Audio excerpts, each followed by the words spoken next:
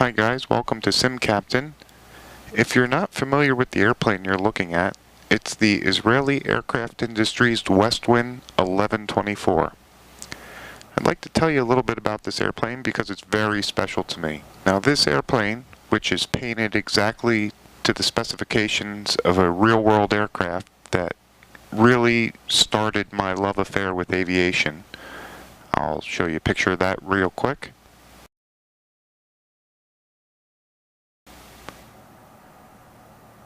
And this airplane, which I'm really glad somebody made a model of it, which you can find on flightsim.com, and you go to the file library, search files, type in Westwind,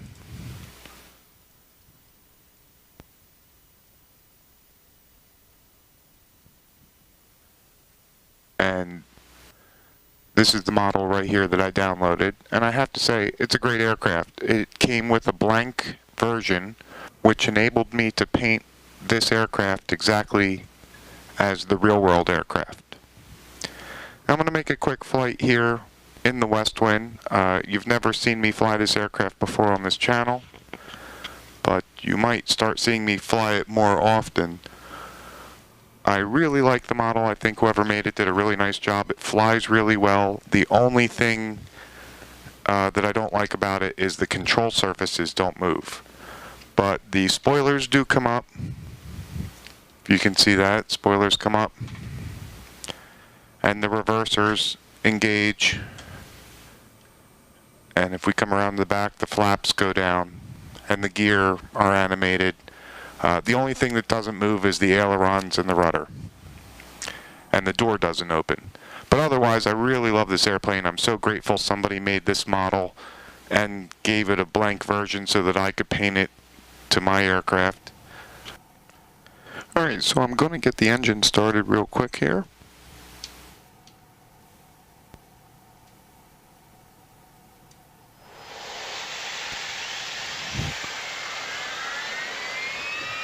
And I want to tell you a little bit about the Westwind.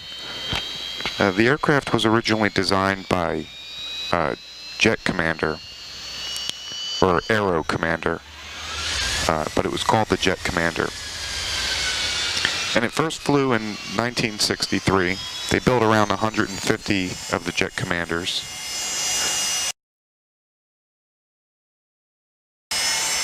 Then Aero Commander was purchased by Rockwell. And Rockwell already had the Sabreliner in production, and they didn't want to have two competing aircraft. So in 1968, they sold the design of the aircraft to Israeli Aircraft Industries, who improved the airplane with changes to the engines, stretching the fuselage, adding the wingtip fuel tanks, changing the pylons which connected the engines to the airplane, improving the takeoff weight and performance of the airplane. And this was a really workhorse business jet that was also used by many governments around the world. So right now we are on Vatsim. DC Center's on, but we won't talk to him till we're in the air. Do my pre-checks, turn the taxi lights on. Now, I've modified, by the way, the lighting on this aircraft. This is not the lighting you'll get if you download it. I just took the Eaglesoft lighting and applied it to this plane.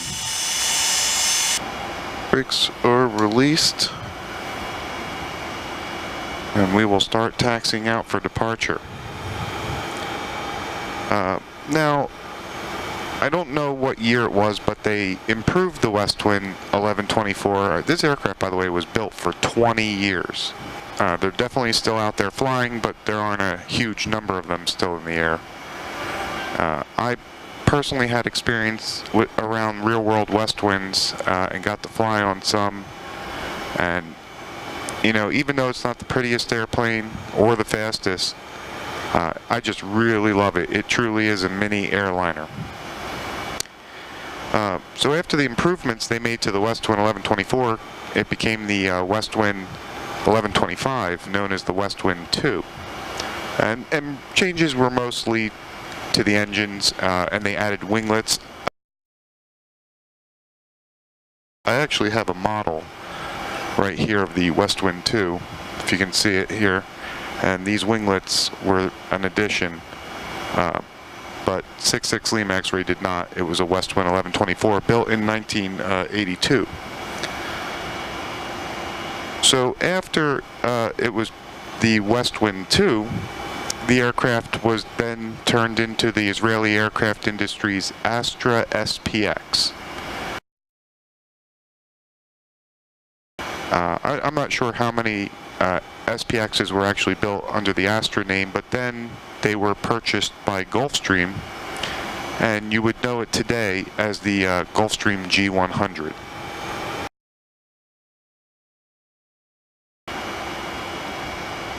Alright, we're holding short of runway 35. There is inbound traffic landing on 9 right. Alright, we're gonna go.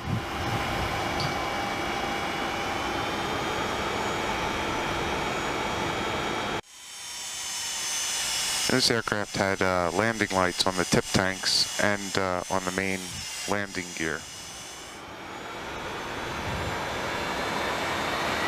Alright, takeoff power is set. Airspeed's alive. 80 knots.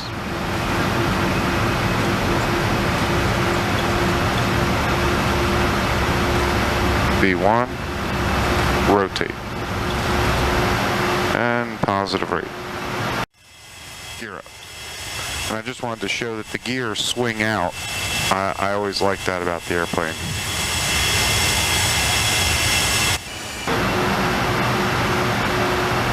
And we're 400 above the ground, flaps are coming up.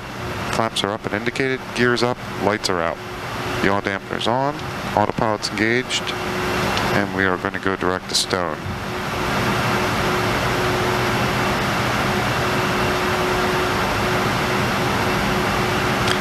I have to say this model flies really well, and it, just like the real Westwind, it cruises around Mach point, I guess 7.5, 7.8, depends. 7.8 might be a little quick, more like 7.5, 7.6, and but it really performs really well.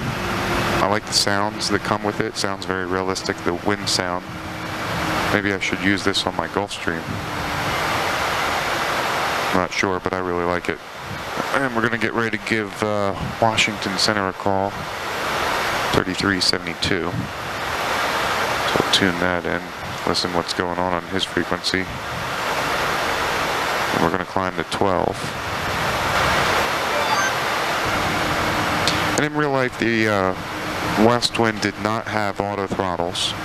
It was always manual. Contact 21 miles west of the Indian Heavy Wire, climb and maintain flight level 250. And what I want to do is go direct to stone and level off at 12,000 and give Washington a call. Good evening, Washington Center. November 66 Lima X-Ray. We're out of Philadelphia, climbing through 11,000 for 12,000 direct stone. 66 Lima X-Ray, Washington Center. Afternoon, squawk 3762. Verified that was 3762 for 66 Lima X-Ray. Affirmative. 3762.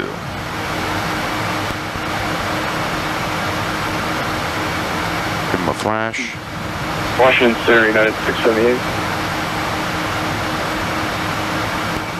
678, go ahead. Hey, United 678 on the ground at Raleigh, Durham, requesting on car to Dulles.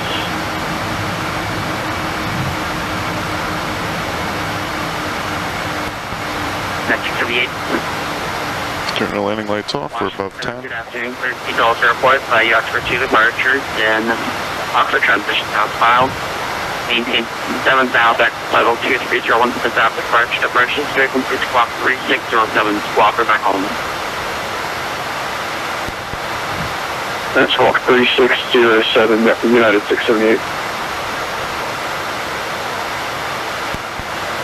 From the message from here, back correct, 65 left, departure. That's right, taxi, right. Number 66, the Max Railway contact, 4 miles south, team identity work, coming from level 240. Position checks flight level 240, 66 Lima X-ray. Delta 1287 Lima airspace, frequency change for okay. 3 comes up to 1287 Lima.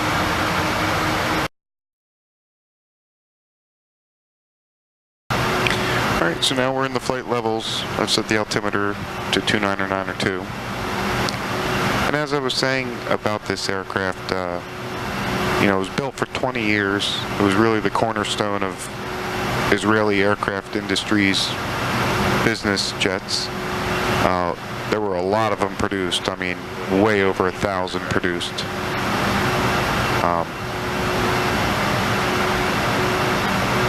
But it's kind of an obscure airplane. You know, there are a lot of people who don't know what it is. And I'm sure some of you do know what it is. I don't see anyone else on Vatsim flying this aircraft. I literally think I'm the only one. I've never debuted it on this channel before, but flights I make that I'm not recording, I often do in this airplane. And I might start flying this more often, but I still love flying the Gulfstream. And there's a relationship between these airplanes, you know? Built by Aero Commander, purchased by Rockwell, sold to Israeli Aircraft Industries, was refined by them several versions, turned into the Astra SPX, which is now, as you know it today, the Gulfstream G100. And if you look at the airplanes, you can see the heritage from the G100 all the way back to the Jet Commander.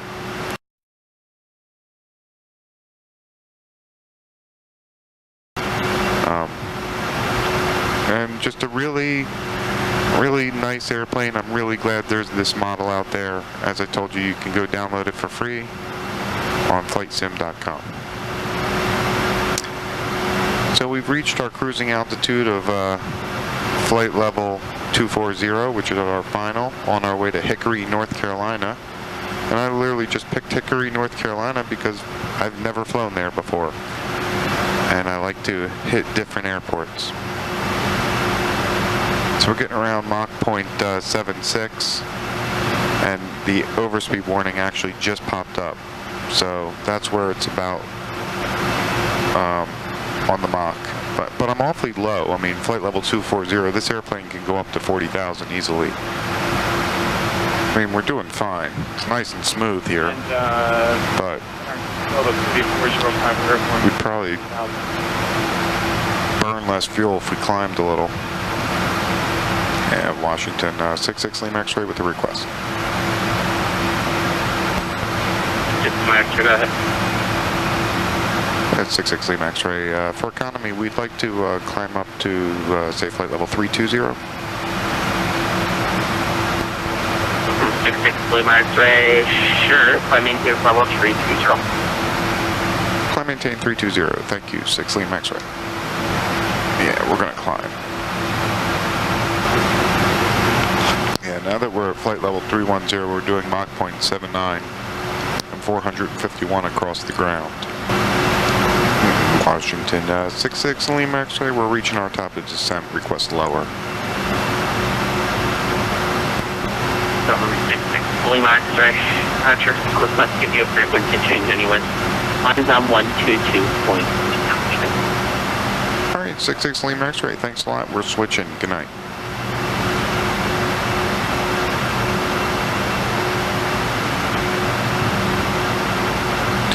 We'll go down initially to 10,000.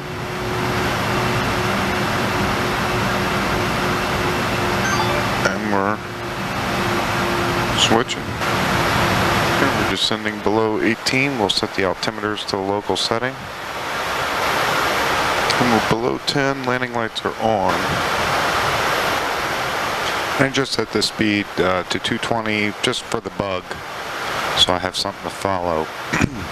It's a lot more work manually doing the speed because you got to constantly watch it. Alright, speed checks. We're going to put 10 degrees. It flaps out. Alright, speed checks, gear down.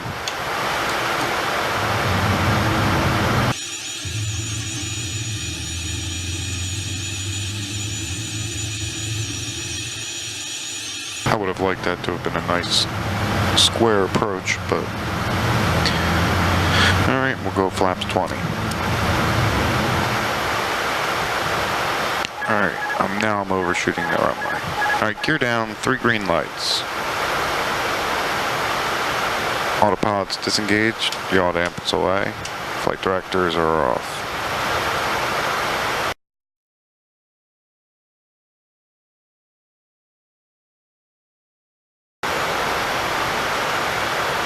Runway made, throttles are idle.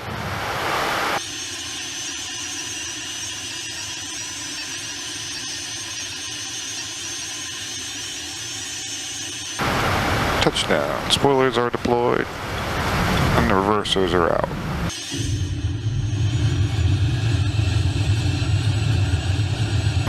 $100 knots.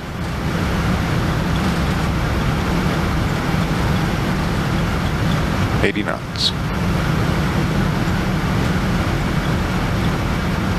And 60 knots, reverser stowed.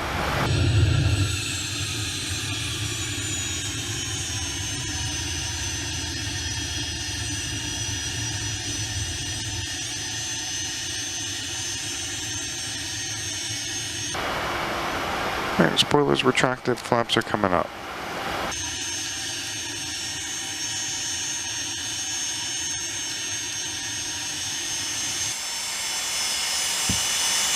I may have forgot to mention at the beginning of this flight, the nose wheel is also animated.